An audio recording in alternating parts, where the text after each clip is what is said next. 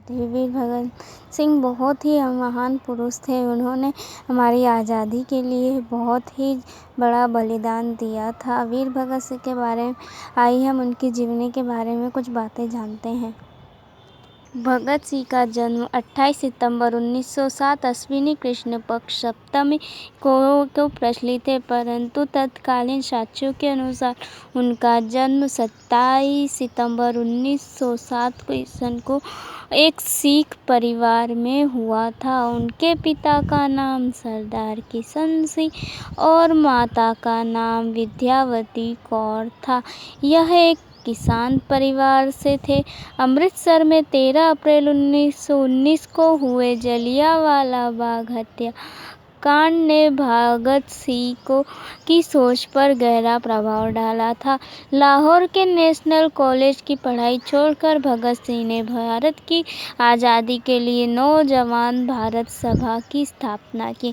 वर्ष 1922 में चौरी चौरा हत्याकांड के बाद गांधी जी ने जब किसानों का साथ नहीं दिया तब भगत सिंह बहुत निराश हुए। उसके बाद उनका अहिंसा से विश्वास कमजोर हो गया और वह इस निष्कर्ष पर पहुंचे कि सशस्त्र क्रांति ही स्वतंत्रता दिलाने का एकमात्र रास्ता है।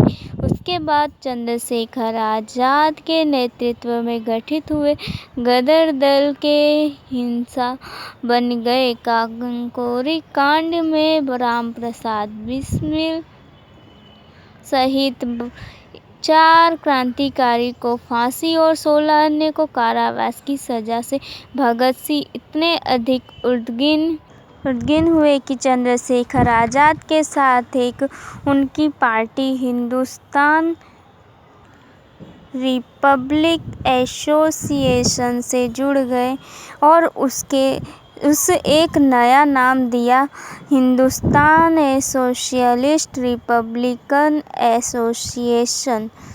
इस संगठन का उद्देश्य सेवा, त्याग और पीड़ा झेल सकने वाले नवयुवक तैयार करना था। भगत सिंह ने राजगुरु के साथ 17 दिसंबर 1928 को लाहौर में सहायक पुलिस अधीक्षक रहे अंग्रेज अधिकारी जेपी सैंडर्स को मारा था। इस कार्रवाई में क्रांतिकारी चंद्रशेखर आजाद ने की पूरी सहायता की।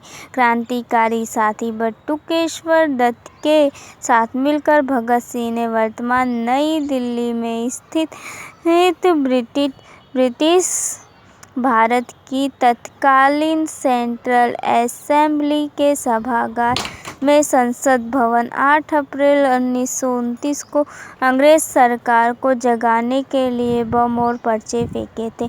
बम फेंकने के बाद दोनों ने अपनी गिरफ्तारी भी दी। उस समय भगत सिंह करीब 12 वर्ष के थे जब जलियांवाला बाग हत्याकांड हुआ और इसकी सूचना मिलते ही भगत सिंह अपने स्कूल से 12 मील पैदल चलकर जलियांवाला बाग पहुंचे। इस उम्र में भगत सिंह ने अपने चाचाओं की क्रांतिकारी किताबें पढ़कर सोचते थे कि इनका रास्ता सही है कि नहीं। गांधी जी का असहयोग आंदोलन छिड़ने के बाद वे गांधी जी के अहिंसात्मक तरीकों और क्रांतिकारियों के हिंसक आंदोलन में से अपने लिए रास्ता चुनने लगे। गांधी जी के असहयोग आंदोलन को रद्द कर देने के कारण उनमें थोड़ा रोष उत्पन्न हुआ, पर पूरे राष्ट्र की तरह वो भी महात्मा गांधी जी का सम्मान करते थे। पर उन्होंने गांधी जी के अहिंसात्मक आंदोलन की जगह देश की स्वतंत्रता के लिए हिंसात्मक क्रांति का मार्ग अपनाना उचित नहीं समझा। उन्होंने जुलूस में भाग लेना प्रारंभ किया तथा कई क्रांतिकारी दलों के सदस्य बने।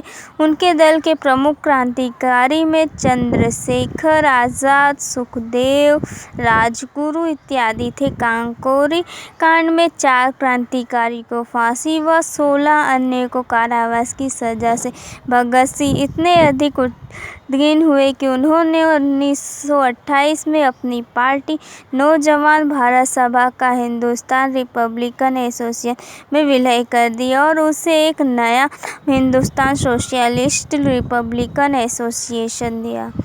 ये थी कुछ जानकारी वीर भगत सिंह के बारे में। इनकी जानकारी आगे भी हम आपको देंगे नेक्स्ट वीडियो में। तो आपको आई होप कुछ जानकारियाँ समझ में आई होंगी। भगत सिंह हमारे महान क्रांतिकारी थे। प्लीज़ मेरे चैनल को लाइक करें, सब्सक्राइब करें और शेयर करें।